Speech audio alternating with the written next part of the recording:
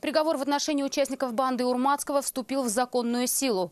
Напомним, они держали в страхе владельцев ломбардов, букмекерских контор и ювелирных мастерских с 2008 года.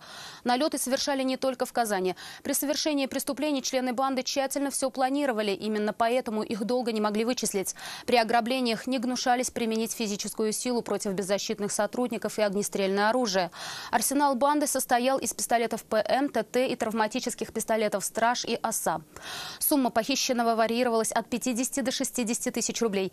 Деньги частично распределялись между 7 членами банды, часть шла в общак. Причиненный ущерб составил свыше 3,5 миллионов рублей.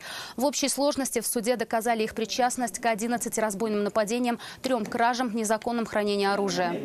3 июля минувшего года Верховный суд Татарстана приговорил Максима Урмацкого к 17 годам лишения свободы. Остальным назначили от 5 до 16 лет. Но подсудимые обжаловали вердикт. Верховный суд России оставил приговор практически без изменений, сократив срок заключения одному из подсудимых с 10 до 9 лет.